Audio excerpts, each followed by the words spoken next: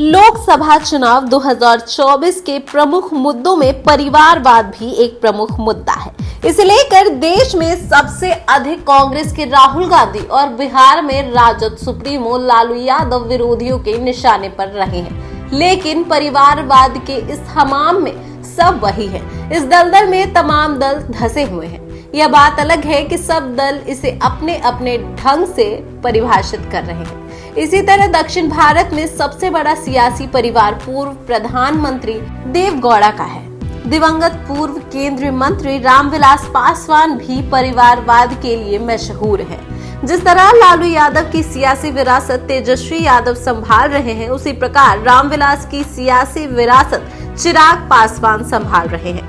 आज हम इस वीडियो में बिहार से जुड़े कुछ ऐसे ही उम्मीदवारों के बारे में बात करेंगे जो 2024 के लोकसभा चुनाव में परिवारवाद के बीच मुस्तैदी से चुनाव लड़ रहे हैं।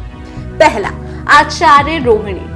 लोकसभा चुनाव 2024 में सबसे अधिक चर्चित उम्मीदवार राजद सुप्रीमो लालू यादव की बेटी रोहिणी आचार्य हैं। वे सिंगापुर में रहती हैं और अपने पिता को किडनी देने के बाद लोगों के बीच छा गई। इसी बेटी को लेकर लालू परिवार पर भाजपा सबसे अधिक हमलावर है और वह परिवारवाद के मुद्दे पर राजद को घेर रही है। पॉलिटिकल एक्सपर्ट्स की माने तो रोहिणी वहां के 2 बार के सिटिंग एमपी और केंद्र में मंत्री रह चुकी है और भाजपा प्रत्याशी राजीव प्रताप रूडी को कड़ी टक्कर भी दे रहे हैं। भले ही इस चुनाव में लालू यादव प्रचार में कहीं नहीं निकले हैं, लेकिन वे आचार्य अपनी बेटी के लिए सारण पहुंचे, उनके नामांकन में भी शामिल हुए। इतना ही नहीं, उन्होंने लोगों से यह भी कहा कि इसे रोहिणी नहीं बल्कि लालू यादव समझे।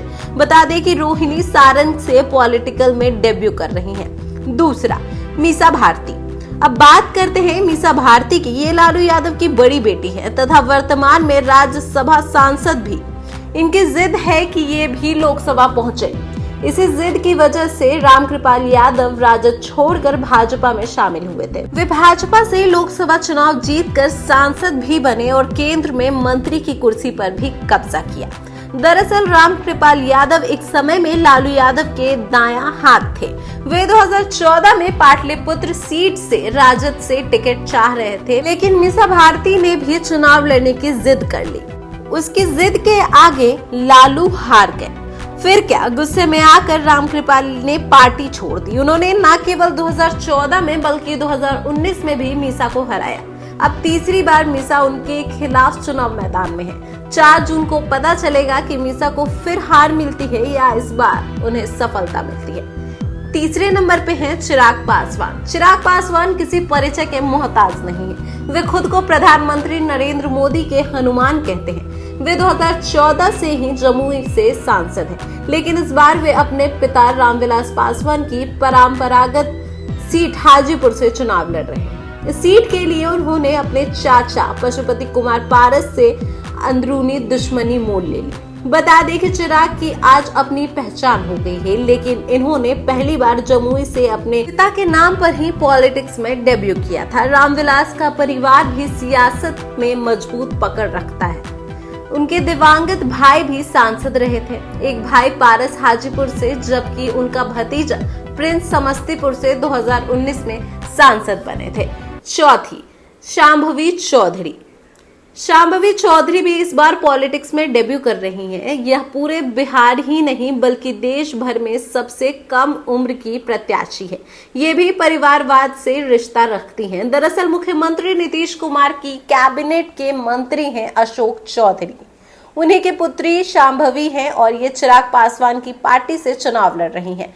बता दें, इनकी शादी आचार्य किशोर कुणाल के बेटे से हुई है। आचार्य किशोर कुणाल तो भले ही खुद राजनेता नहीं है, लेकिन सियासी गलियारे में उनकी ताकत किसी से कम नहीं है। सभी का खूब सपोर्ट शांभवी को मिल रहा है। यहाँ तक कि प्रधानमंत्री नरेंद्र मोदी ने भी चुनावी सभा में शांभवी का माथा ठोककर जीत का आशीर्वाद दिया था।